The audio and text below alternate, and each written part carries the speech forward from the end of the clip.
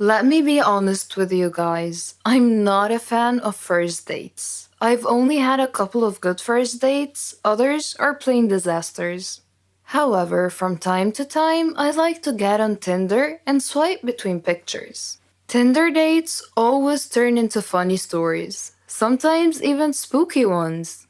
My guy best friend Ryan and I decided to go on a few Tinder dates just for the fun of it. Before we went out, we would always agree on a safe word, and that word was hot dog. A text saying, "Hey, can you pick up some hot dogs on the way?" Or something along those lines basically meant, "Can you call me and pretend there's an emergency so I can get out of this situation without being rude?" We had a lot of safe words meaning different things, and had an unspoken rule that every time we were on a date, we would let the other person know. I met this guy called Brandon on the application. We had a few good chats and decided to go out for brunch.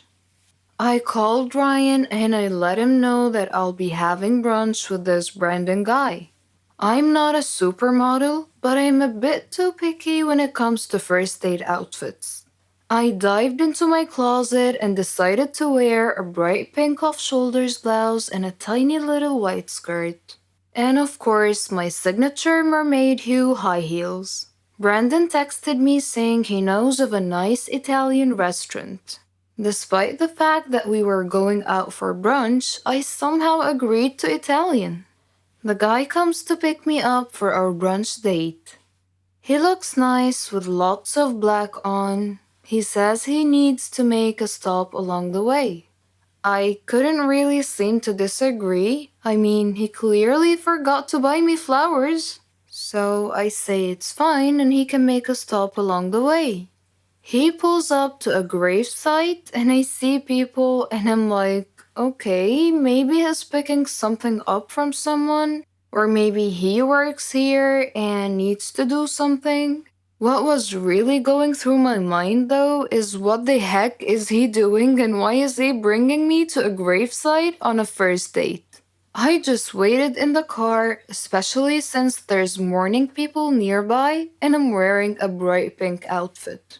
He gets out of the car and opens up the passenger side door. I tell him something along the lines of, "I don't want to draw attention to myself and I'll just wait here." And he says something along the lines of, "Don't worry, you look great. They will love you." Despite my pink outfit and my high heels, Brandon was very well built. He was very tall and had broad shoulders. One could easily tell that he is into martial arts. So I wasn't very worried about my safety. However, I was really worried about his mental health. I'm not even kidding.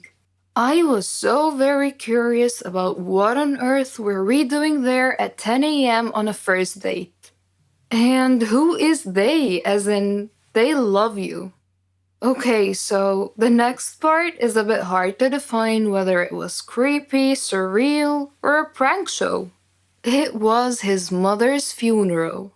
I stood next to a group of weeping people watching as my date's mother was lowered into the ground.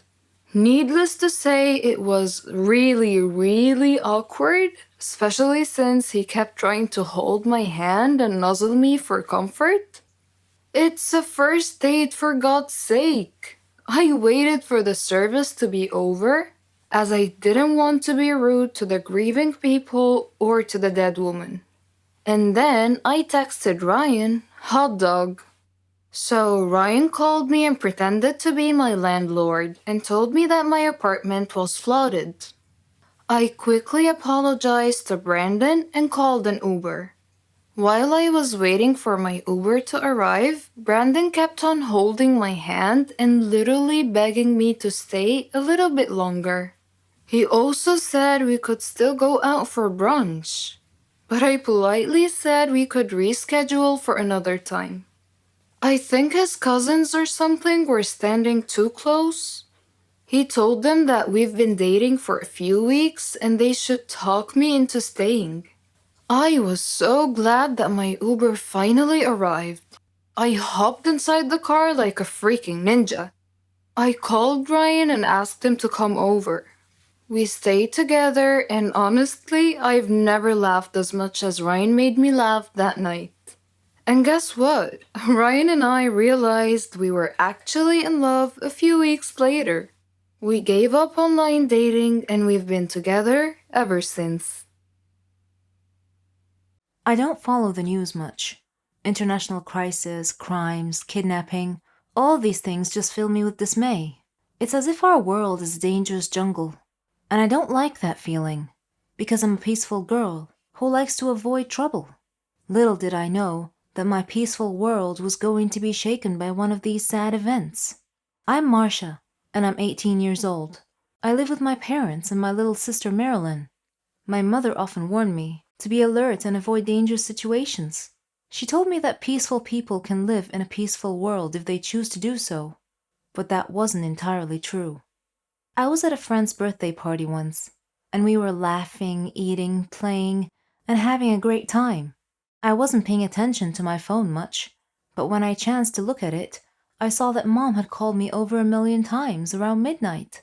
She was clearly worried about me being out so late, so I decided that I needed to rush home.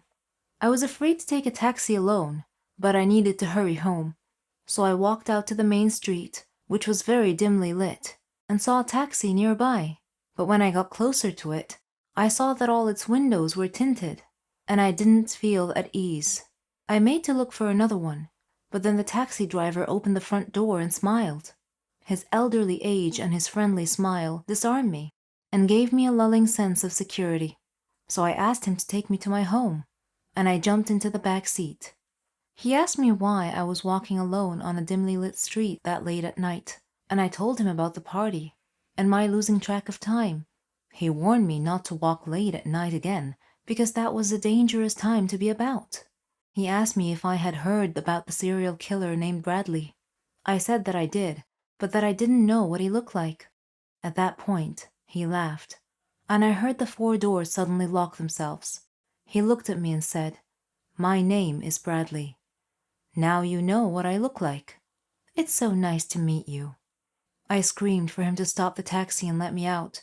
He stated simply that the simple mistakes can have the largest impact on our lives sometimes. He boasted that I would be a perfect addition to complete his skull collection. In a panic, I grabbed his seatbelt and began strangling him with it. I demanded that he stop the car, but he refused. I began choking him harder and harder until he eventually lost control of the car. The car careened off the road, flipped a few times, and landed upside down. Luckily, I was still conscious and was able to get out of the overturned car. He tried to grab me as I was crawling out, but I managed to escape. I ran back up the main road and flagged a car carrying a family in it. Once I reached home, I relayed my horrendous experience to Mom, and she took me to the police station. After listening to my story and my description of the guy, the police promised to investigate and to catch the criminal as soon as possible. That experience scarred me for life, but I know now that I have to be strong if I am to live on.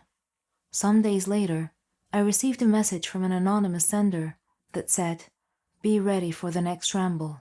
You haven't seen the last of me yet." Hi, my name is Selena. I'm 19 years old, and I'm just crazy about basketball. I follow all the sports news, the star players, and the league statistics. I know the names of all the famous players around the world. My friends were amused by this because their interests ran more towards makeup, fashion, singers, and movie stars. I thought those girl things were just outright vain, shallow, frivolous, and downright silly to tell the truth. The college's basketball team coach was forced to take leave due to a chronic illness, leaving the team without a coach. Due to my high school reputation and widely recognized basketball expertise, I was asked if I wanted to serve as the basketball team's temporary coach. I had always dreamed of someday becoming a coach for a famous basketball team, so I jumped at the opportunity. School leagues presented opportunities for players to show what they've got and maybe get scouted by a professional league team. It was also my chance to start as a college basketball coach. By studying the opposing team's previous games, I analyzed their strategies and learned their strengths and weaknesses. I was able to excel and drive my team to an undefeated streak of winnings. We won the college league championship. I was selected to train a team in a professional league with another famous coach. It was an incredible opportunity for me to up my game a notch. During this time, I met an opposing team's coach named Jacob, who was something of a genius when it came to winning basketball strategies. He shared the same dreams as mine. He bragged that his team was better than mine. Well, I couldn't ignore the gauntlet he threw at my feet, so I challenged him to a game. My team against his, in the upcoming season, and may the best team win. If my team won, he would acknowledge me as a superior coach, and vice versa. The season began, and both our teams began beating all our opponents. I used these victories to hone my coaching skills to the next level. Both our teams were undefeated until the day we were to face each other in a championship game. The game began, and both teams played hard. We stayed closely matched the entire game. In the final few seconds of play, one of their players got past our defense. He scored a buzzer beat. I was crushed and began to cry, but my team's fans in the stadium broke into a loud applause. They began chanting my name, acknowledging that I have given them a great competitive, entertaining game. Jacob came over to me. I figured he came to gloat, but instead, he got down on one knee and presented me with an engagement ring. I was in shock. The stadium cheered even louder. I may have lost the game that day, but for some reason, I felt like a winner. I don't know where to begin. I don't want to live alone. I'm fed up. I need someone to talk to laugh with, to play with. I've been lonely since birth. My name is Bella, and I'm 10 years old. And this is my story. I lived with my parents in a nice, quiet neighborhood. My father was an engineer, and my mother was a housewife. Father used to travel a lot, but my mom always stayed home with me. Father was always busy. Whenever I asked him to play with me, he'd play with me for a while. Then he'd get a phone call and leave me by myself. Mother was always worried about me. She feared everything on the street, from friends to neighbors. My neighborhood didn't have any kids for me to play with. My parents used to fight a lot. I often saw Mother with her face colored blackish blue. Whenever I would ask her about it, she wouldn't reply. I didn't have any friends because Mother didn't want me to have any. I guess she was afraid they would hurt me. I don't know. One time, my parents were sitting together, and I asked Father why I didn't have any brothers or sisters. He told me to ask Mother, but Mother would just sit there silently, without answering. Later, there came a time when Father grabbed Mother and began beating her. I tried to pull him away from her, screaming, "Leave her alone! Let her go!" He slapped me hard, and I fell down. The last thing I heard before I lost consciousness was my mom screaming. I woke up later in the hospital to see my mom crying. She asked me if I was okay, and I nodded. When we returned home, my father wasn't there. I asked Mom where he was, but she simply said that he left on a very long business trip. I was feeling a little sad, but Mom surprised me with a doll. This was the first time that Mom had ever given me a doll. She said that doll would be like my little sister. I hugged it tightly and said to it, "Nancy, you and I are going to be the best sisters ever." Mom often left me with Nancy when she had to go out to do business. It was okay, though. I felt that Nancy could understand me whenever I spoke to her. Time passed quickly. One day, Mom came home tired and went to sleep on the couch. I made a tent in my room where I collected all of my toys and played with Nancy. I was speaking to Nancy and telling her how beautiful she was and how I felt lucky to have her as a sister. Then I asked her, "Nancy, do you know why Father left us?" Miraculously, Nancy answered me, saying, "Father left you because he never really loved you to begin with." I was shocked and took 2 steps back. Then I said with a trembling voice, "Nancy, you can speak?" Nancy answered and said, "Of course. Can't all dolls?" From that moment on, Nancy and I lived in our own private little world. We didn't let anyone know about this. It was our secret. Once, when we were sitting alone, Nancy said to me, "Bella, I need to tell you something." "What is it?" I asked. Then she said the strangest thing. "You have to leave this world because you deserve a better one." That didn't make sense. Actually, it felt more like a threat. It frightened me, and I called for Mom. When she came in, I told her what Nancy had just said to me. She replied saying, "Nonsense, Bella. Nancy is just a doll. She can't talk. Maybe you're just tired. Get some sleep." So I tried to sleep, but Nancy wouldn't let me sleep. She left me alone until midnight, then she woke me up. She put her hand over my mouth and whispered, "Please listen to me. Don't scream, okay?" she said. "I know all your fears, your father's cruelty, your loneliness, your love for me, how your love and belief in me transformed me from a toy to a sentient doll. I really love you, Bella, and I want you to be happy." Her words calmed me down, and I said, "You're right, Nancy. So what do we do then?" She explained her plan to me. "In 2 days' time, we'll run away from home to a place called Toyland, where we'll meet some great friends." Whenever Mom was busy with work, I would speak and laugh with Nancy, and whenever Mom would enter the room and ask me who I was speaking to, I would laugh and point at Nancy. I could see in Mom's eyes that she was beginning to worry about me. One day, as Nancy and I were preparing our stuff to escape, we were looking at a map we had prepared. Then, unexpectedly, Mom came into the room. She saw the map and asked me about it. I looked at Nancy, and she gestured with her eyes that I shouldn't say anything. Seeing this, Mom took Nancy and threw her into the trash can. I screamed and pleaded. That was all I remember. I think the person who invented horror movies must have had real psychological problems. What benefit is there spending hours watching vampires, werewolves, decapitated heads with arteries spurting blood? Horror movies are just a waste of time, and I'm sick of constantly seeing them on TV. Do you think these horror movies affect our heart and nerves? Will they somehow bring about our deaths in due course? My name is Melina. I am 15 years old. My mom died during childbirth when my brother Martin was born. It was my responsibility to take care of him.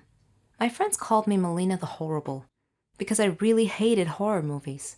Even if they only had a smattering of corpses, scary monsters, an insane madman wearing masks and stabbing people at random acts of cruelty. Creators of these movies had to be deranged. We really don't need those kinds of movies. There's enough cruelty and misery in the real world as it is. They did humanity no favor. My friends all made fun of me. They said I was just a coward. But that wasn't it. They just don't get it. It was impossible for them to change my mind, though, but they never stopped trying. Then, one day, I had to face a horror that was all too real. Before that day, I was preparing to submit a drawing for the school exhibition. I had worked on that drawing for more than 2 years. I wanted to win the Best Artist Award of the year. It was on this fateful day, after I had finished my masterpiece, that my nightmare unfolded right before my eyes. I woke up to the sound of my alarm clock. I had overslept an hour and was late for school. I grabbed a shirt that I had washed the night before, but it was still all wet. I tried to iron it, but I burned a hole in it instead because I was in such a hurry. I was literally running out of time, so I grabbed a t-shirt instead. I packed some breakfast in a bag, took my drawing, and ran to school. I was so focused on rushing to school that I didn't notice the mud pile up ahead, or the car coming from the side road, until it drove right through the puddle and splashed muddy water all over me. Well, at least my drawing was safe. Finally, I got to school, but the outside door was locked, and I couldn't get in. Frantic, I knocked on the door, and the school security guard looked at me through the small hole in the door. I told him that I was late for the exhibition and needed to get in quick. He looked at me with suspicion, but thankfully he opened the door. The principal was standing there with him, eyeing me through her thick glasses and asking me why I was so late. I told her that I was running late for the art exhibition and that I couldn't speak now, but that I would come to her office afterwards and fully explain myself. Without a moment to lose, I headed towards my classroom. Suddenly, I heard a sound as if the herd of elephants were coming my way. The lesson had just ended. Everyone was moving to their next class. I was like a pebble tossed in stormy seas, jostled right and left. Then the flood hit my drawing, carrying it downstream only to fall on the floor and get trampled on. I watched in shock as the whole disaster happened. I spent the rest of the school day sitting quietly at my desk. I didn't do any classwork, didn't feel like talking to anyone either. At the end of the day, after all the students had gone home, I was sitting alone in the schoolyard, watching the sunset. The guard told me that I needed to go home because he had to lock up. So, I got up and started walking. My home was a good distance away from school. I had no money for a bus or a taxi, so I had to hoof it home. Then, I came to a street that had been roadblocked. Workers were working on the road, and I couldn't pass through, so I had to take a detour around the roadblock and somehow ended up walking down a dark street. I didn't like dark roads. Maybe I should have just waited for the workers to finish their work. But then again, it would have been quite late. I continued down the dark road. I knew Dad would be worried, so I hurried along. It was just a dark road, nothing to be afraid of. I mean, it's not like I believe in horror movies. What am I afraid of anyway? What's the worst that can happen? Suddenly, I heard a sound on the other side of the street. It sounded like a voice moaning in pain.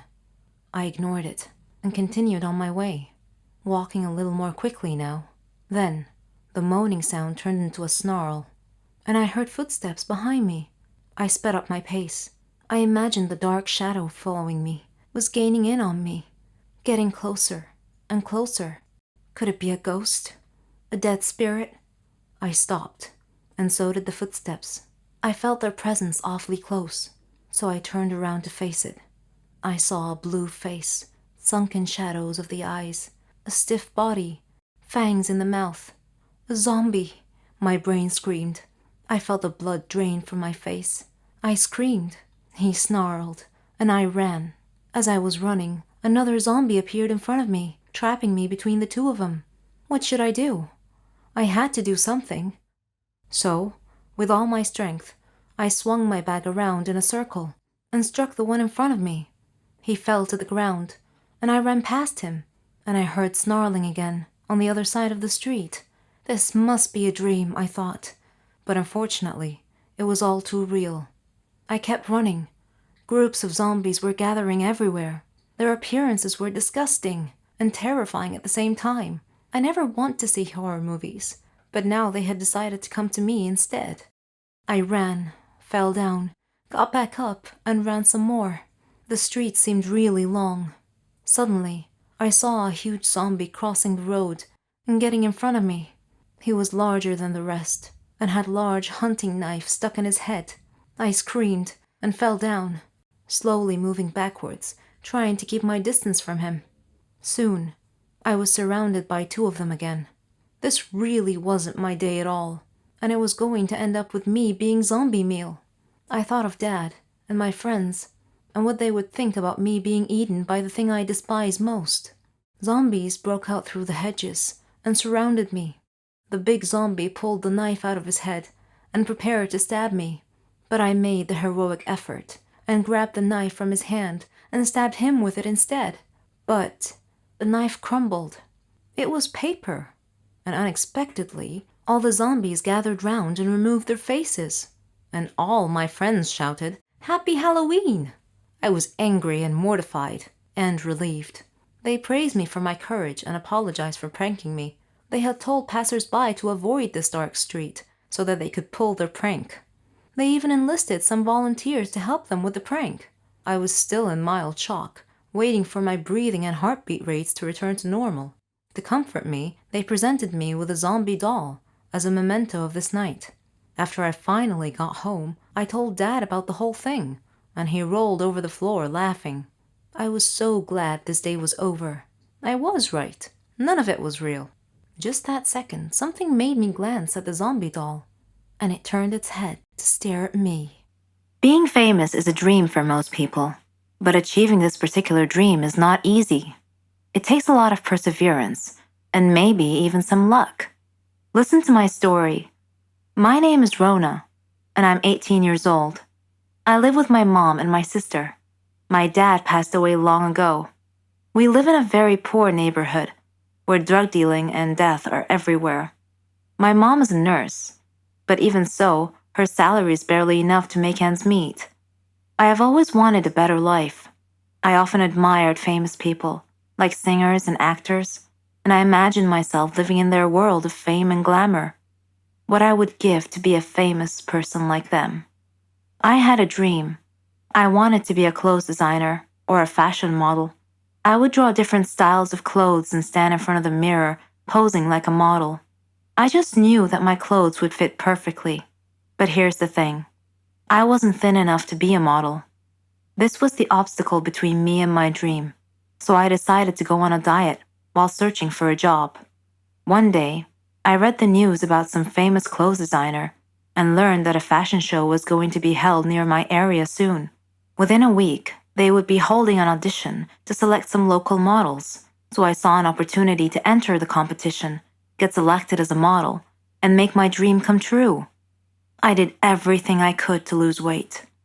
When the audition day came, I tried to get in the fashion show, but the security guards wouldn't let me pass because I looked too ordinary. So I went home, dressed up like a princess, and then returned, looking more important. I was allowed in. I saw many fit girls with nice slim figures. They were so beautiful and seemed so enthusiastic about the audition and their chances of being selected. I felt like I was watching a fashion magazine photo shoot. I signed up for the audition. One by one, the girls performed in front of the judges. Some came out sad, and some came out ecstatic. After seeing this fierce competition, with many beautiful girls being turned down, I lost hope and turned around to leave. That was when I bumped into a woman. Her name was Linda. I excused myself and said, "I'm sorry, I wasn't paying attention." Linda replied, "It's okay. Are you one of the competitors?" "Yes, I wanted to, but seeing all these beautiful girls, I don't think I have a chance. Goodbye." "No, you shouldn't give up so easily," she said. Her kind manner persuaded me to turn around and try out for the audition anyway. As I walked onto the stage, I noticed that Linda was one of the judges. She winked at me as our eyes met. I did my best. Once my audition was over, I looked at Linda, and she smiled and gestured with her head that I had done well. However, one judge told me that my performance was good, but my figure was not. I needed to lose more weight. Linda told me that I was put on a list of potential models with the stipulation that I could re-audition if I lost more weight, so I buckled down and really hit the diet hard.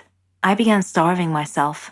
Mom felt miserable watching what I was putting myself through. I managed to lose about 40 kilos. Unfortunately, I had become so thin so quickly that my health began to suffer. I started feeling depressed and even got dizzy at times. When the next audition day came, I entered the audition room and once again met Linda. She looked at me with worry on her face and said, "What have you done to yourself?" "You told me to do my best, so I did," I said. I walked onto the stage. The judge who had told me to lose more weight saw me and was shocked. He asked me, "How were you able to lose so much weight so fast?" When I began my performance, my weakness caused some dizzy spells, which caused my modeling motions to be unsteady and awkward. Linda was clearly worried. As she watched my performance, as if she expected me to fall at any moment, the judges gave me poor marks, and I was rejected as a potential model. I was greatly disappointed because I had tried so hard. I said to the judges, "But I followed your instructions and lost more weight." The one judge said, "Yes, you lost more weight, but then you let your performance suffer as a result." Then I passed out and woke up later in a hospital bed. Mom and my sister and Linda were waiting at my bedside. I asked them what had happened. "You're too weak. You fainted on stage," Linda explained. Suddenly her phone rang, and after she answered and listened for a moment, I heard her say, "What? Oh no." After she hung up, I asked her what had happened. She told me that the plane carrying the judges and the competitors had crashed. There were no survivors. They would have to start the whole competition and selection process all over again. Though I was saddened by the tremendous loss of life in the plane crash, I chose to interpret this as a sign from above that I had another chance to achieve my dream, that I should not give up.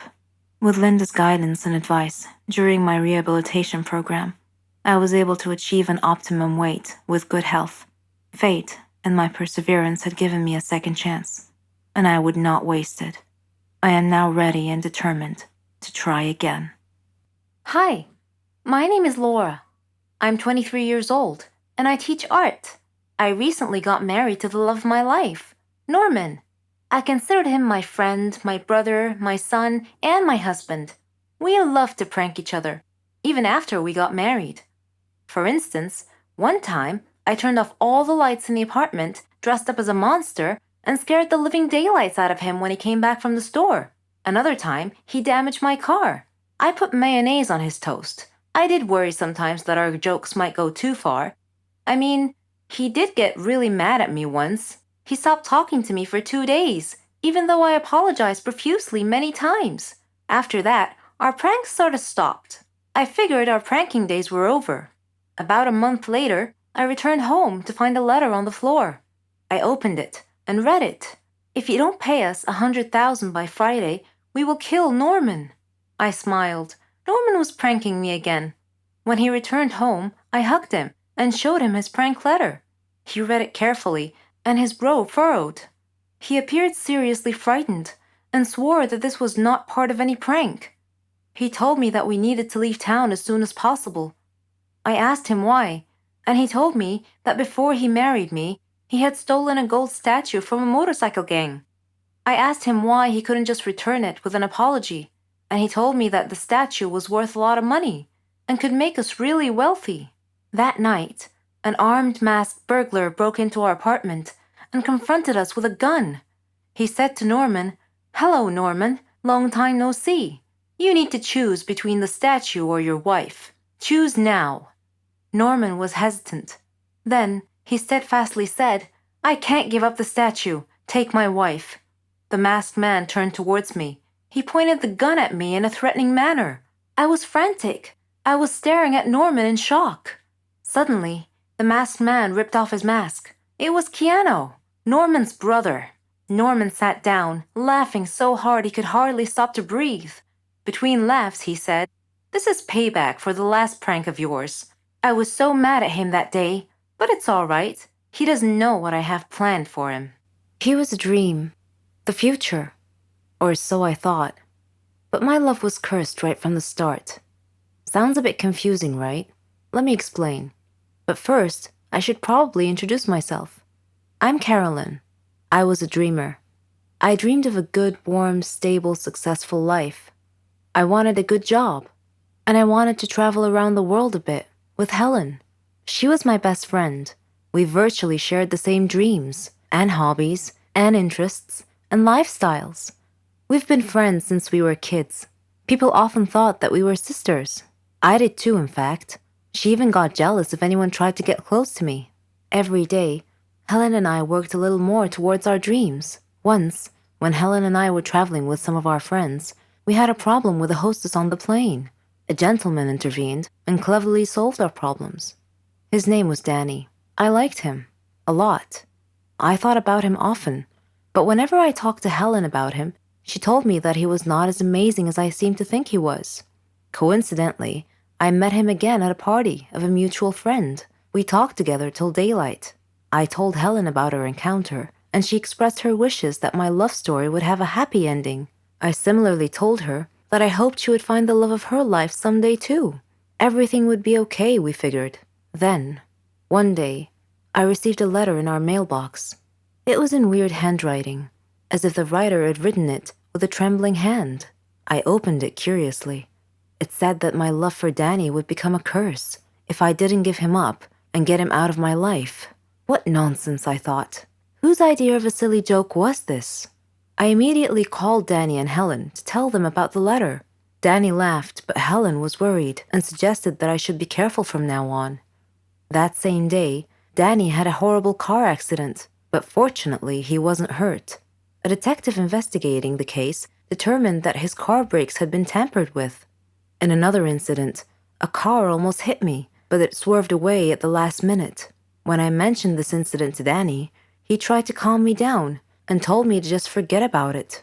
He gave me a beautiful bracelet as a present and proposed. We got engaged, and I couldn't have been happier. I wanted to show the bracelet to Helen, but somehow I seemed to have lost it. I couldn't find it anywhere. Anyway, when I told Helen about his proposal, she was thrilled for me. I spent days shopping for just the right wedding dress. I was so busy with preparations that I forgot all about the ominous letter. I went to the wedding hall early to make sure that everything was ready and prepared. Helen was helping me, and Danny kept calling me to make sure I was all right. Suddenly, the lights went out. I called out to Helen, worried that she might have tripped and fallen when the lights were out.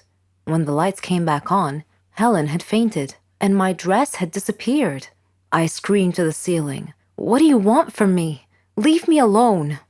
Suddenly, Danny appeared out of nowhere and asked me what had happened.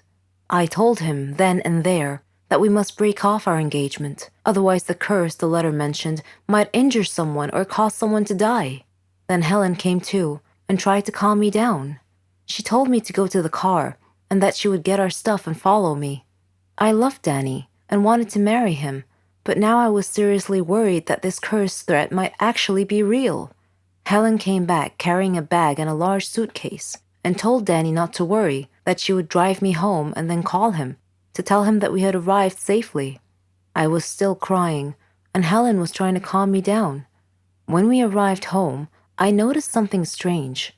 Helen was carrying a bag that was partially open, and I glimpsed a piece of clothing stuffed into it. It looked exactly like my dress. I opened the bag and found that it was my dress. I confronted Helen and demanded to know how my missing dress ended up in her bag. I clearly caught her red-handed, and she was unable to answer coherently. I realized at that moment that the source of the so-called curse was Helen. "Helen," I said, "how dare you do this to me? I thought we were like sisters to each other." She replied icily, with a glare that I saw for the first time. She said that she fell in love with Danny just as I did, but he chose me instead of her, and that she hated me for it. She said she won him over and got him to love her instead.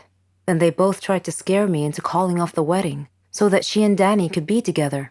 There are no words to describe how I felt at the time. I replied in a similar tone. I told her that I don't ever want to see her again, or Danny. Neither of them mattered anymore. I never did see Helen or Danny after that day. I'm on a Caribbean island now, sipping on a cocktail. I read in the paper that Danny and Helen had announced their engagement. I'm thinking about what wedding present I should give them as a surprise. It all happened on my last holiday. It was a terrible experience. It was the worst holiday I have ever had. Me and my friend Renee, we decided to go to New Zealand. We were saving money for a very long time to go on this trip. It was our dream to go to the land of the Lord of the Rings.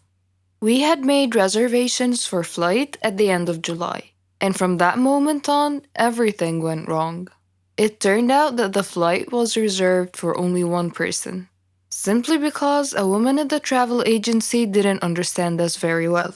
I managed to reserve a flight, but a different one, so we couldn't go together. But I thought that it was not a big deal. My friend flew a few hours after me. I was going first. When I arrived at the airport, I was very happy because that meant that my holiday has just started and that nothing else could happen. And I was mistaken. When the hour of my flight was coming, I queued up to the custom clearance. My passport was right, and the next thing I had to do was to go through the metal detector. When I was passing through, it started to beep. I was so scared. I was taken aside immediately, and I felt like a thief. It was terrible. The custom officer had taken me to another room and she told me to undress. I tried to explain that I had a belly ring and maybe it was the cause of the beeping, but she didn't want to listen. I had to undress.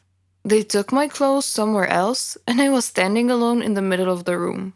I was shocked and stressed. The woman came back after about 5 minutes, which seemed to be ages for me. She gave me back my clothes, but I was not allowed to put them on. She checked me one more time with a small metal detector, which was obviously beeping in front of my belly ring. Of course, the custom officials went through all of my things, but they didn't find anything. I was late for my flight, so I had to wait for another one. My friend was supposed to meet me at the airport, and it was me who should be waiting for her. She was terrified that I was not there, but fortunately she decided to wait. After that horrible flight, we met at the airport and we went to our hostel. It turned out that we expected something different, but it was not that bad, and we were too tired to look for something else. New Zealand is the most beautiful country I have ever seen, and we loved everything about it. The people, their customs, their food, basically everything, and the entire environment. We spent 3 weeks there. We had a really good time, but when the time ended, we had to fly back home. I was a little bit scared. This time, I decided to remove my belly ring. We came to the airport about 3 hours before the departure time. At the entrance to the airport, we saw an older woman who had a large card with the word written on it with capital letters, Poland. So I came up to her and I started to speak in Polish. She smiled and we started to chat together. When we were just about to leave, she asked me if I could take a box of chocolates with me and give it to her son in Poland. He was supposed to meet me at the airport because she would phone him. And of course I agreed. And then it started again. At the custom clearance, everything was okay. I came through the metal detector and nothing happened. My passport was alright. I was almost free when the custom officer asked me about the chocolates. I said that it was given to me by the lady at the entrance and that her son is going to take it back at the airport in Poland. The custom officer asked me to open the box. I didn't want to agree as it was not mine, but I had to. It turned out that inside there were not chocolates, but cocaine worth $20,000. I was taken to jail. I spent 2 days there and then everything had been explained. I could come back home and the lady and her son were caught and also taken to jail. I don't have to explain why this was the worst holiday ever. How I found out that I was adopted was both odd and dramatic. Odd because I found out in a hotel room while the plumbing at home was being fixed. Dramatic because, well, finding out the parents you've known for 14 years weren't really your parents, tears were bound to ensue. There were clue signs when I was a kid that I wasn't related to anyone I grew up with. First of all, although people told me I looked like my parents, I never really saw the resemblance. Second, prior to my first birthday, I didn't really have any pictures of me as a toddler. And third of all, though you might think this is irrelevant, but I think it plays a part. I'm an only child. Either I was just oblivious, or that I was already so part of the family that it didn't really matter. When I was in grade 2, we learned about baptism in religion class. I went to a Catholic school and religion was part of the curriculum. Our teacher began that lesson by giving us this assignment. Bring your baptismal certificate and a baptismal photo to class. The next day, I was the only kid in class who didn't bring either one. It wasn't like I didn't try. I asked my grandmother where they were because I needed them for class. I remember a brief look of panic flashed before her face. So I just shrugged it off. I don't know where they are, she said. I'll call your mom and ask her. My parents were working abroad in America at the time. I grew up with my grandparents in a tiny island in the Philippines. My grandfather passed away when I was 4, and ever since it was my strict but caring grandmother and a string of maids raising me. Summers were the month I looked forward to the most because it meant two things: my birthday and my parents visiting. I was your typical Filipino child with overseas parents. So when my grandmother got off from a long-distance call with my mother and told me that they had my baptismal certificate and photos with them in New York, I wasn't suspicious. I simply restated what she told me to my teacher, who had me look over a classmate's baptismal certificate and photos. When I was a little bit older, I had a dream. I'm the type of person who remembers her dreams. So this particular dream had stayed with me for so many years. Even now, I still remember it. I was at home in the living room, playing with my favorite dollhouse. A woman entered the picture. I remember a mass of dark curly hair and a blue dress. I didn't know her, but at the same time, she looked so familiar. She plopped down on the floor next to me and began to play with me. And then she told me that she was going to take me away. Why? Because she was my mother. I woke up then, was confused for a few minutes, but then I shrugged it off. I must have been watching too much of my grandmother's dramatic soap operas. My father returned to the Philippines to help raise me when I turned 10. I was never particularly close to him anyways. I didn't talk to him much and I avoided spending time with him.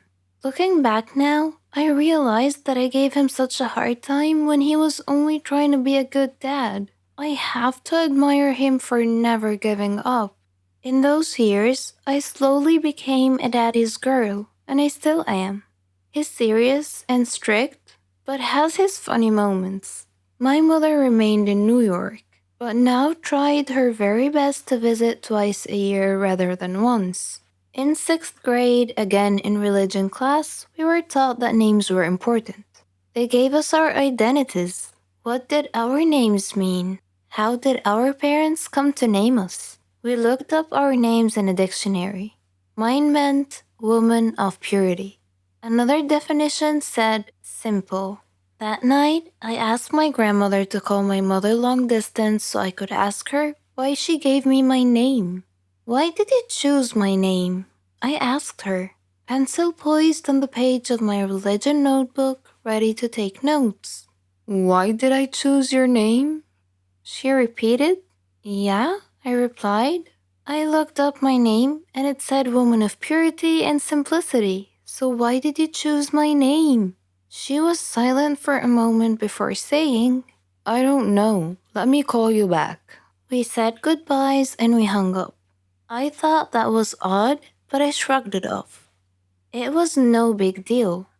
If you're still interested in how I found out I was adopted, or why did my mom choose my name, stay tuned for the second part. Hello, I'm Sarah. Ever heard of a phobia before? Don't worry, it's not contagious or anything. It just means you're scared of something in particular. Places, people, things. I have a phobia, but I don't like to talk about it. And I definitely don't want to be seen in that state. I was in my second year at college. I had been very busy that semester because we had a lot of assignments, and it was fine. I mean, I liked studying and completing tasks, but I was never a nerd or a geek. No. I like to dress nicely too. I have my own fashion and style. It wasn't easy making friends though. There were two types of people at my school. Smart nerds who couldn't care less how they dress, and complete airheads who dressed nice. I didn't fit in either one of those groups, so I basically kept to myself until one day I got assigned to do a task with a girl and a boy, Jane and Kyle. They didn't look nerdy at all, and I thought to myself, oh great, looks like I'll be doing all the work. But when we started talking about the project, they didn't just sit there or toss ridiculous retorts. All three of us were having an actual conversation about the topic. I was so thrilled. It finally seemed like I belonged somewhere. We became friends and did everything together. We could tell each other anything. Well, not everything. I had one secret from my friends. I never told them I had a phobia. Anyway, a year later, Jane moved to Germany with her parents. She was going to finish college there. So it was just Kyle and I now. All through college, we were the best of friends. We even did our graduation project together. On graduation day, Kyle and I were supposed to go out for dinner. He wouldn't tell me where, said it was a surprise. And what a surprise it was. He had picked the highest tower in the whole city to eat dinner at the very top. I don't have a problem with high places in particular. In fact, I'm sure I'll love the view if I ever make it to the top. No, I had a problem with the elevator. A phobia, to be precise. So we were standing at the base of the tower, and Kyle was happily listing all the great features and restaurants up there, but I didn't hear any of it. I was too busy fretting, frozen to the spot, desperately trying to find a way out of the situation. I couldn't say no to Kyle, who was all excited to go up the tower, so I clenched it in and tried my best to stay calm. We got in the elevator, and the doors shut. I couldn't control what came after that. I was terrified, screaming and shouting hysterically, banging on the walls, then falling to the ground. Of course, I don't actually remember any of it. Kyle told me later on. The last thing I remember was the elevator doors shutting close. When I came to, I was at the hospital. Kyle was sitting by my bed looking worried. When he saw that I woke up and that I was feeling fine, he started laughing at me. saying, "Why didn't you tell me you had a phobia?" I felt ridiculous and started laughing too. And then, out of nowhere, he proposed. It was his plan all along, although he pictured it at the top of the tower. All that happened 3 years ago.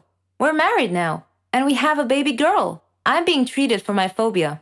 It's not completely gone, but I'm way better now. Apparently, hiding my problems never solves them. I'll have to face them, sooner or later. There are different kinds of pranks. Some are funny, some are boring, and some have serious consequences. My small innocent prank turned into a horror movie. Let me tell you why. My name is Anita, and I'm 14 years old. I live with my parents and my brother Victor. Victor is 3 years younger than me. We are also close friends. I love reading, writing stories, and most of all, playing pranks on people. I just love to do it. Victor was the cowardly sort, afraid of his own shadow, so I always played pranks on him. His terrified reactions always made me laugh. Whenever he would try to play a prank on me in retaliation, though, I would always see through it immediately. My parents used to spend Halloween at my aunt's house, so, one day, I decided to scare him by dressing up like a ghost and hiding in his closet. When he came home and called for me, I didn't reply. He entered his room and opened his closet to hang his coat, only to be confronted by me jumping out and screaming boo in his face. He leapt backwards, wide-eyed and terrified. He screamed like a girl. I was rolling on the floor, laughing. If he wasn't such a coward, I wouldn't have had any fun at home. "One day," he joked, "your pranks are going to be the death of me." When he turned 17, Victor received a scholarship to the state university. I saw him off with tears in my eyes, hugged him, and gave him a present marked "Don't open until you arrive at your dormitory." Shortly after he arrived, he video called. He had blue powder all over his face and looked hilarious. He said, "Very funny, ha ha ha. You have to stop these pranks, sis. We're too old for this stuff now." Oh, how I missed him. I laughed. With him gone, everything was so boring. When October came and Halloween was only a few days away, the doorbell rang, and I opened the door to find a letter lying on our doorstep. I opened it and found a picture of Victor. His face had been beaten black and blue. He looked horrible. I opened the letter and read, "Victor got involved in drug dealing and now owes us a lot of money. If you don't pay off his debt as soon as possible, we will kill him, and you too. Do not call the police, or he will only die sooner." Panicked, I called the thug's phone number, written at the end of the letter, but there was no answer. Victor was such a sweet and innocent guy. I couldn't believe he had gotten himself involved in drug dealing. I thought of calling my parents, but I decided not to, because they would definitely call the police. So I spent the next 2 days thinking. Then, the home phone rang, and I felt my heart sink to my feet. I slowly picked up the receiver. "Do you have the money?" the caller asked in a cold voice.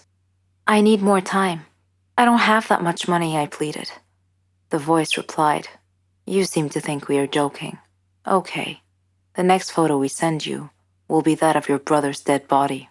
He said that, then he hung up the phone. My stomach wrenched. I felt sick and tried to call my parents, but I couldn't reach them. The next day, I heard a knock on the door, and when I opened it, there was another note lying on the doorstep. It read, "The angel of death comes today." My parents were at my aunt's. I was alone and didn't know what to do. I closed all the windows and curtains and locked all the doors. I turned off the lights. At the stroke of midnight, I heard a noise outside my house. I peeked out a window and saw a man, all in black, in my front yard. He was walking towards the back of the house. Shortly after that, I heard the back door open. I ran and hid myself in the closet. Eventually, I heard my bedroom door open slowly. I heard footsteps walking around my room, as if the intruder were searching for me. Suddenly, my closet door opened. I panicked, pushed the masked intruder, and dashed out of my room and down the hall to the dining room. Victor's decapitated head was on the table. Oh my God. My last thought before I fainted was that if the drug dealers were going to kill me too, just as they promised. Goodbye, life, I thought. When I woke up, I saw my parents and Victor, dressed in black. They all began laughing hysterically. Angry, I snapped. What's going on? Why are you all laughing? This isn't funny. Victor confessed between laughs. It was just a prank, sis. And you should have seen the look on your face when I opened the closet door. From that day on, I never played pranks on anyone ever again. Our feelings are always hard to control. We are humans after all. Sometimes we do things we can't explain, just because we feel that way. I had a student named Daniel, a sweet and innocent child. I was prepared to do anything for him, but don't judge me just yet. First, let me tell you my story. My name is Jolene. I'm a 21-year-old math teacher at a primary school. I live with my sister and my mother. My house was next to the school where I work. I love teaching, and I like teaching the students in creative ways. They loved me, and I loved them. Daniel was a special student, though. Our story began at the start of the new year. It was the first day of school. I missed all my students over the summer break. I missed them so much that I stood by the door to welcome them back. Before I started my first lesson, Mr. Smith, the student affairs officer, knocked on the class door, with Daniel hiding behind his back. Mr. Smith greeted the class and asked them to greet Daniel, but Daniel was too shy and didn't move. So I went over to him to take him by the hand, but he pulled his hand away, which embarrassed Mr. Smith. I asked him to greet his classmates, so he went and he stood in front of the class and he said, "Hello, I am Daniel." Then he went and he sat at the very back of the class. He didn't talk much with the other kids. He didn't like to interact with anyone. Daniel always looked sad, and I thought to myself, he's only 8. What could possibly have made him that way? I tried to get close to him, but he resisted all my efforts. Sometimes he looked like he was hiding some big secret, and later on, I learned what it was. One night, when I was surfing the social media, I came across a horrible news story about a jealous husband killing his wife and another man right in front of his son. The child had been none other than my new student Daniel. Reading that sad story, I started understanding why Daniel was acting that way. I decided to try brightening his life a little. Every day, I would buy a small present and put it on his desk. At first, it had no effect, but slowly he came to love that. During break time, I would sit beside him and we would share food together. I would get him involved in class activities. On his birthday, I arranged a surprise party with his class, his grandmother, and myself. He was so happy that day. After the party, he hugged me and he told me that he loved me. I hugged him tightly. He was not just a student to me. I treated him like he was my own son. He told me that he wanted to call me mother, and that made me so happy. After his grandmother died, he came to live with me. We faced a lot of problems together, but I followed his success in life with pride. Daniel is all grown up now. He's graduating from the Faculty of Engineering. I am so proud of what he has made of himself. Hey, my name is Monica, and in 5th grade, we went to the Orlando Science Center for a field trip. I was excited for multiple reasons. 1, I was a huge science lover. 2, my teacher was an absolute bully whom I hated, and luckily could get away from for most of the day. She would make up lies and get me in trouble with my parents and then smirk the next day when she saw bruises on me. But lastly, I had found out that the day before my crush and I were going to be in the same group of 7, guided by a parent known for not caring too much about what you do as long as you don't die. My crush Sam was absolutely beautiful, a sweet boy who was blessed well by puberty over the summer. His shoulders wide, his waist slim, his hair was a brilliant ginger shade, complemented by his jade green eyes and cute dark freckles, carefully painted across the bridge of his nose. He was quick on his feet and just as quick to make a joke. And let's be honest, who can resist a cute redhead, boy or girl? Not me. We get off the bus, and Sam and I immediately dive into the beauty that was the Orlando Science Center. I had no idea he was a fellow nerd. We were casual friends, enough not to make things awkward, but not enough to know much about each other. So discovering he adored science was great for me. I remember messing with pulley systems with him, venturing through the human body floor and making terrible puns along the way. He rubbed his hands along the giant ball of electricity on one floor and immediately rubbed it on my head to try and get my hair to stand on end. And I couldn't help but notice how his hand stayed on my collarbone a bit too long after. Lunch came and I looked at my stomach was fluttering the entirety of the trip, and I could even fathom eating with how jittery it was. Mrs. Sergeant, my bitch-ass teacher, demanded to know why I wasn't eating, and was unsatisfied by I'm not hungry. You won't get to leave the room until you eat something. Everything. The planetarium is next. You better eat if you want to go and see the movie, she sneered, and stuck to her words, forcing me to down the raisins, I hate them, and chocolate milk, I'm lactose intolerant, but finally I was freed, back to an excited Sam. Now, for anyone who does not know what a planetarium is, it's a giant dome-shaped theater. Imagine walking outside, looking up, and the sky was playing A Bug's Life or something. It was just like that. It was absolutely beautiful. This trip included a showing about the stars above, the constellations, light pollution, all the fun facts. Sam was a huge space lover, planned on working at NASA eventually, and succeeded last time I checked Facebook, and was entirely geeked out about this showing. I was inspired by his love for it and became excited as well. I simply wanted to watch him fawn over the showing. It's too cute when people do that. We found our seats and we were immediately plunged into a darkness I didn't even know was possible. I sat back in the uncomfortable chair, encased in the crazy spins and stomach-lurching turns as the show shot us through the cosmos. The narrator had a smooth, deep voice similar to the great Morgan Freeman himself. But it couldn't trump the soft squeaks my crush expelled as he whispered space facts to me, the cool tip of his nose touching my blushing cheek. He was so close, going on about black holes, tying it all off with an excited, "Isn't it amazing?" whispered in my ear. I mumbled an agreement, my stomach full of butterflies, threatening to burst through the show and disrupt everything.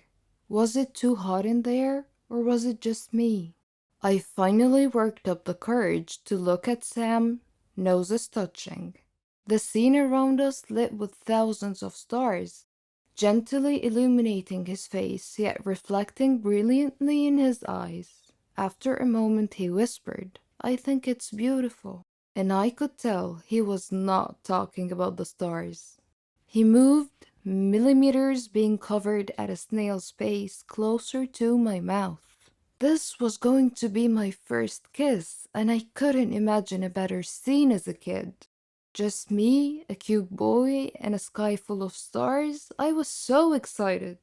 I could feel nerves build up in my throat and the butterflies in my stomach.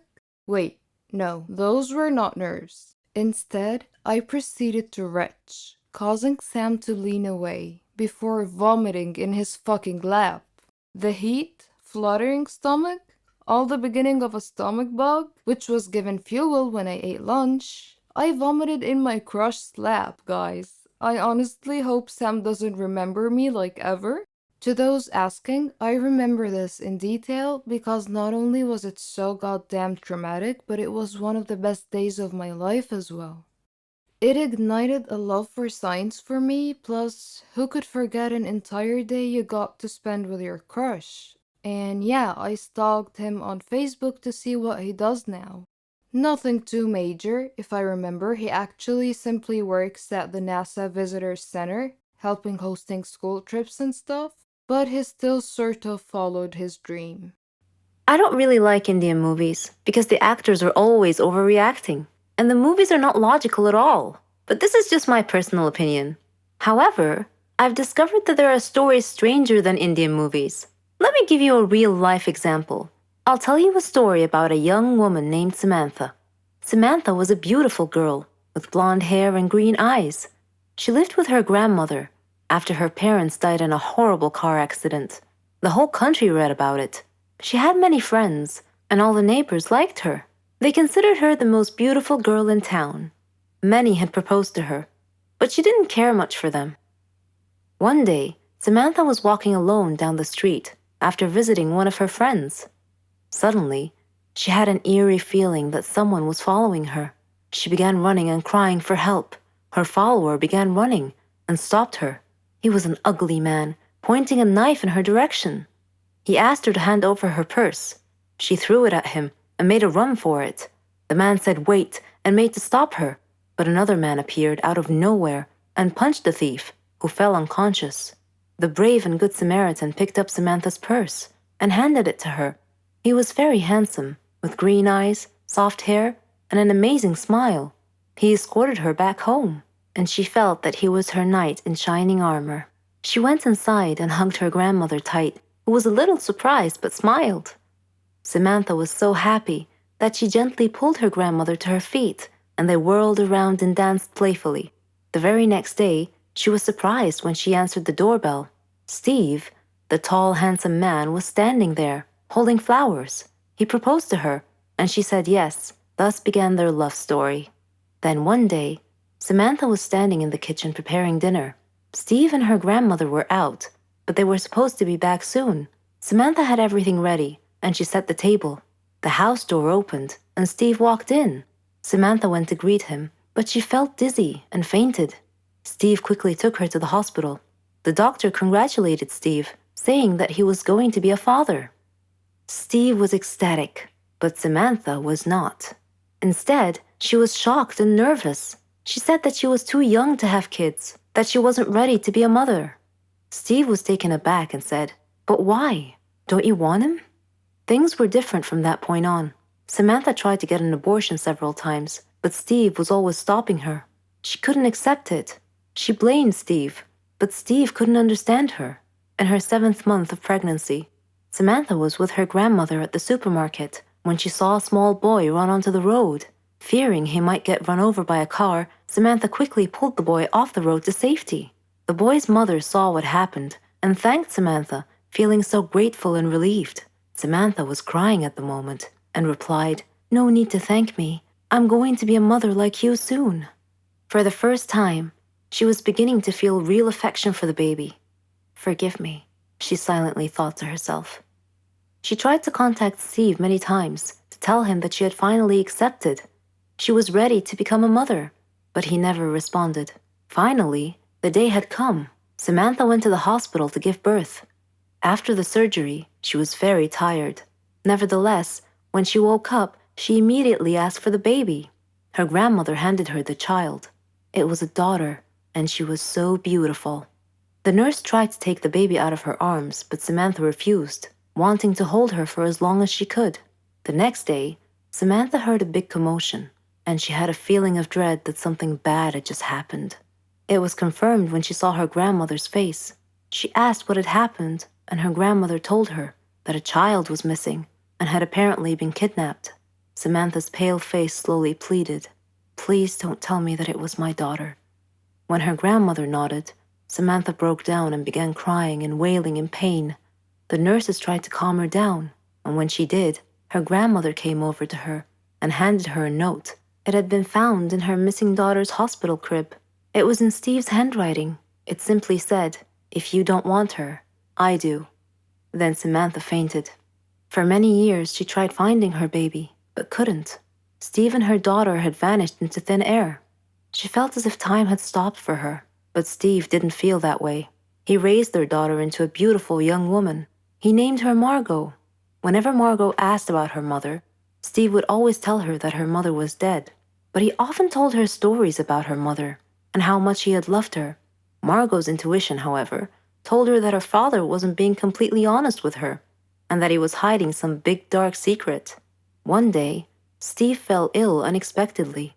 He called Margot to him and told her that he was very sick and felt that he was going to die soon.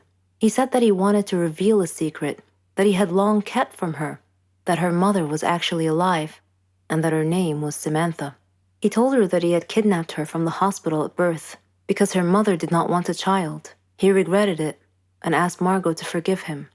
He gave her Samantha's address, and soon after, he died. After his death, Margot decided to go looking for her mother. I am Margot, and I am now standing at my mother's address.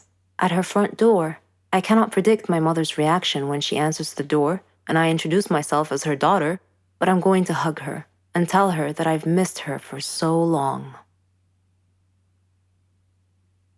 Some people live their lives not fully appreciating what others do for them. They start taking things for granted, thinking that that's exactly how it's supposed to be.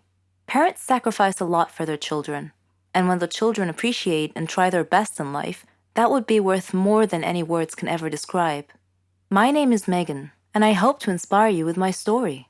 I lived with my father and my sister Marlene after the death of my mother, who died from an illness. Though I was only 18 at the time, I became responsible for taking care of the whole family. I did everything for them: cooking, cleaning, washing. My father was a great man, and he did his best to make us happy. I supported both my sister and my father. We faced everything together. There was one more person in my life, my neighbor, Dave. We practically grew up together, and our dreams grew with us. He knew everything about our circumstances and supported me often. He proposed to me and we got engaged. Dave chose a flat near my family so we would be close to them. That was very thoughtful of him. We got married and started our lives. I was determined to finish college, and Dave helped me in every way that he could. He proved to me every day how responsible and considerate he was. One day, while cleaning the house, my heart started beating rapidly, and I couldn't breathe well. I was barely able to call out to Dave, who came immediately when he heard me cry for help. I had had this symptom before, when I was younger, but I never told my father, because I didn't want to worry him. Dave took me to the hospital, where a doctor said that I had a serious heart condition. And not just that, I was pregnant too. Pregnancy and a heart condition do not make a good combination, so we had to choose between the baby's life and mine. My father and Dave asked me to abort the child. Though they tried really hard to persuade me, I resolutely refused. I agonized a lot during my pregnancy. They were also worried for my safety. My father and Marlene left their flat to come and live with me, and Dave cut back on his working hours to stay with me. When the day came, they took me to the hospital. The doctor checked the condition and said that it was too serious, that I wouldn't be able to survive the childbirth. My family and I were shocked. I held Dave's hand and told him that I was strong enough to make it. Dave hugged me and cried. I was so afraid, but I did my best to hide it. I said to my baby, "I'm trying the best I can. I'm fighting so that both of us could have a life. Know that I love you, and I know that you'll grow up to be very successful, but you'll also be caring and kind." I am addicted to food. I suffer a lot. I need help. I've tried to give up, but I fail every time.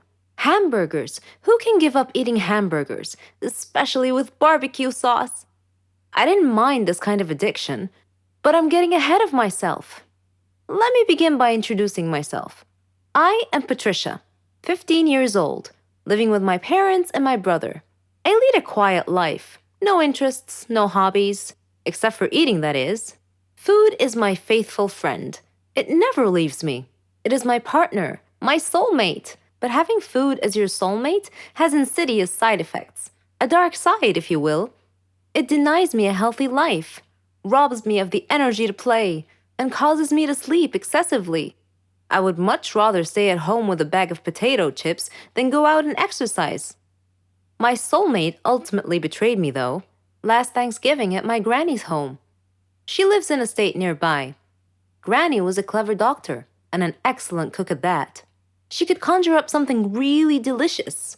On that day, she had prepared barbecue turkey with nuts and other secret recipe ingredients. The taste was so great, as if it had descended from heaven itself. I felt like I was fighting a food war, and I had to win at all costs. I ate and ate and ate. I don't know why, but I just couldn't control myself. I attacked that turkey like it was the last on the planet. But every culinary war with a worthy adversary, such as the barbecued turkey, has its own unique type of casualties. Suddenly, I found myself unable to breathe. I fell to my knees and passed out. The turkey had won. I woke up later in the hospital, though, still clinging to an unfinished turkey leg. The doctor told me that I was gaining way too much weight. He said that I should be put on a diet. Diet? Man, how I hated that word. It hung over my head like the sword of Damocles. It meant depriving me of my passion, my reason for living. I considered eating vegetables in small amounts to be the worst form of cruel and unusual punishment, the worst form of torture imaginable. Imagine thinking of a wonderful, greasy, cheese-laden pizza with all the toppings and then suddenly opening your eyes to find a healthy green salad bowl. But I had reached a turning point in life. One day, my brother was playing on the street, while I was sitting at home gazing longingly at a tempting piece of cheesecake, just sitting there, taunting, daring me to eat it. I struggled mightily to resist the urge, but in the end I succumbed and wolfed it down like a starving animal. Shortly afterwards, I began feeling dizzy, but I was unable to call for help this time, and then I passed out again. I was taken to the hospital. While lying in the hospital bed, half conscious, I overheard the doctor say to someone, "She needs to stop eating or it will be the death of her." I thought to myself, whoa, death? So I made up my mind right then, right there. I resolved to fight a new war, a war against my appetite. On our way back home, I told my father that I wanted to see a nutritionist. He was delighted to hear that. Later, at the clinic, the doctor welcomed us in. She told me how to overcome my eating fetish. She gave me a strict diet regimen with a schedule full of healthy meals. I kept telling myself that winning this war was possible. I simply had to be patient and persevere. I stuck to the strict diet and did some physical workouts. My parents supported me wholeheartedly. I was enthusiastic. I can totally do this. A week passed quickly, and I eagerly visited the doctor to receive some good news. When the doctor weighed me and told me that my weight hadn't changed at all, I was crestfallen. She looked at me and asked me, how was this possible? I told her I didn't know, because I was following her diet thoroughly, though it did require a tremendous effort on my part. Another week passed, and again I went to the doctor. The results were the same. She said to me, "Patricia, are you sure you're following the diet I prescribed for you?" I said yes. She sat there wondering. Then she told me with a puzzled look on her face, "It's odd, but your weight is increasing, not decreasing." This unexpected piece of news mystified me. Another week passed. No change. The doctor was nonplussed. I returned home with a dejected look on my face. My father asked me what was wrong. And when I told him, he laughed. Do you believe that? My father actually laughed at my predicament. I was furious. He gestured an apology with his hand and then told me that it was my own fault. I was puzzled. What are you talking about? He told me that I had been sleepwalking to the refrigerator every night and eating everything in sight. I was taken aback. I couldn't believe it. "Stop acting like you didn't know it," he said. "You must have been awake." I replied, "No, Father, I'm not acting. I was truly unaware that I've been sleepwalking and eating in my sleep." But now that we've finally solved the mystery of the increasing weight, we returned to the doctor with this new information and told her the situation.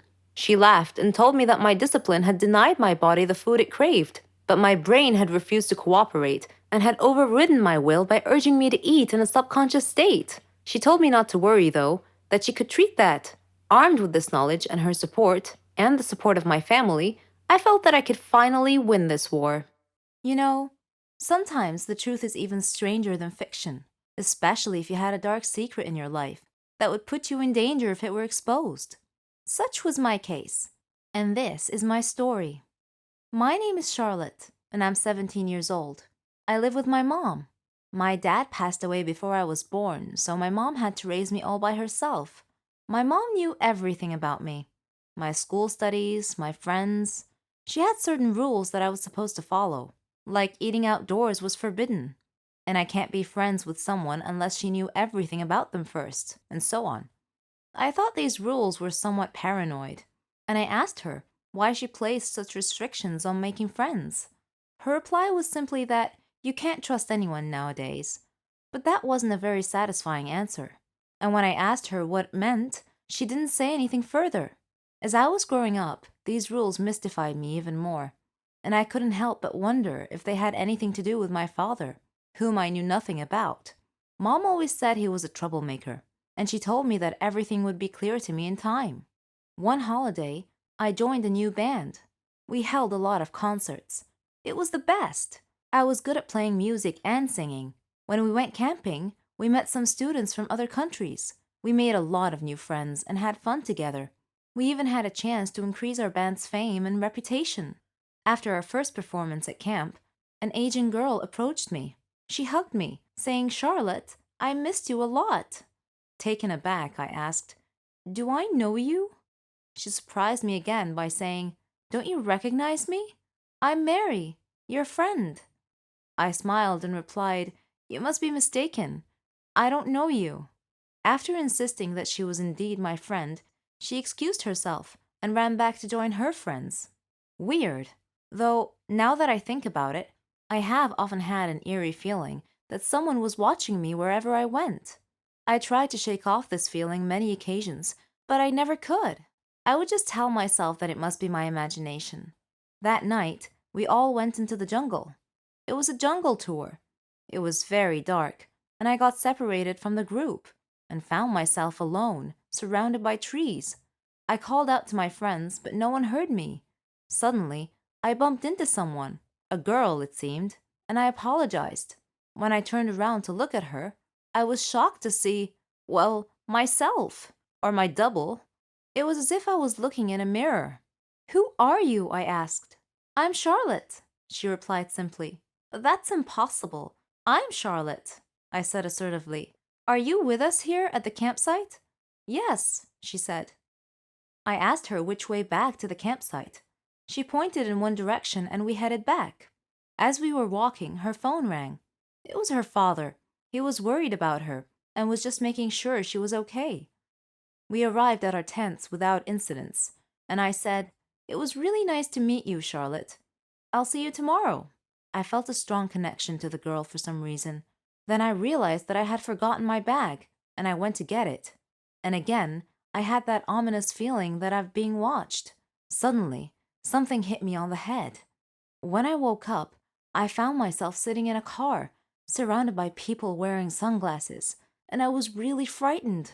"Who are you people?" I demanded to know. "And what do you want from me?"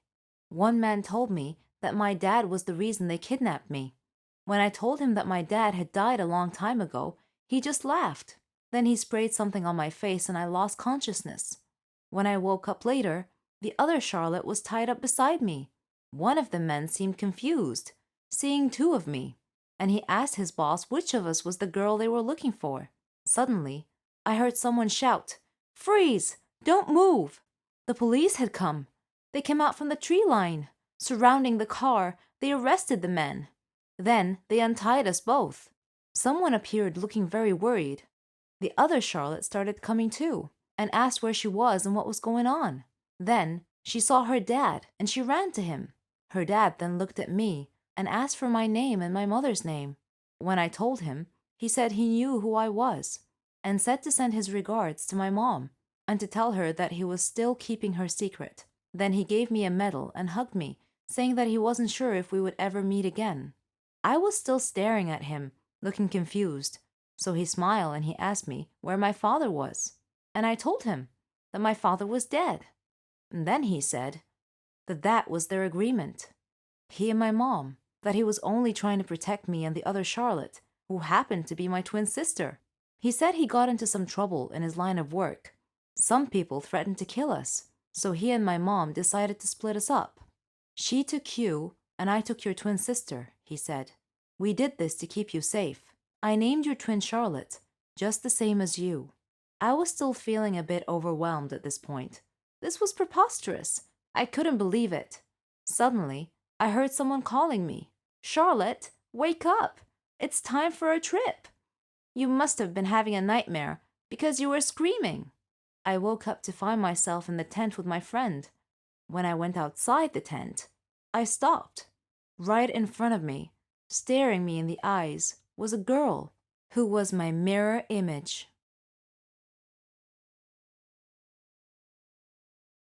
Before I got on the plane from Barcelona to Tokyo, I emailed the friend I was staying with. "Please do not be shocked by my appearance. I look a little bit different. Also, I won't have any money when I arrive. So if you can help me sort it out, that would be great." The stitching on my face looked like someone had killed a black spider but left the corpse there. My appearance was shocking. I gasped with horror whenever I accidentally glimpsed at myself in the mirror. And that was before I even registered that it was me looking back. My face got worse on the plane ride to Tokyo. Whether it was just the cabin pressure or the time that was the bruises take to bloom, but my friend meeting me at a hotel in Tokyo blanched when he saw me. My eyes were black and swollen shut. One side of my face was also swollen and bruised, and a long line of black, badly stitched thread ran down my right temple to my brow.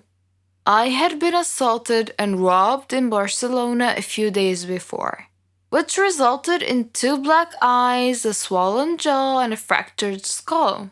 Now dented and stitched together by an exhausted intern who would never win a prize for the neatness of his craft work. My friend in Tokyo was a lawyer who dealt with the complexities of transitional airline leases and wore tailored suits.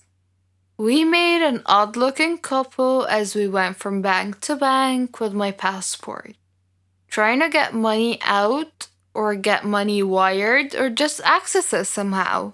In his flawless Japanese, he negotiated on my behalf as I stood there, my face a grotesque mask. But each time we were rebuffed. In a chilled Starbucks, my friend brought me an iced coffee, which I drank through my straw, and my jaw still hurt, and said, "The people in the bank probably think I beat you up, and I'm trying to drain your bank accounts. That's what it looks like." We tried one more bank, and when they said no, tears burst with some difficulty from my swollen eyes. And the sight might have been so weird and sad that they finally said yes. The rest of the time in Tokyo, I didn't leave my friend's flat. I was anxious and exhausted, and had started to dream of the assault and shattered and jumbled fragments. In the day when I should have been exploring Tokyo, I lay on the couch in the cool dark flat and watched reruns of the Dawson's Creek.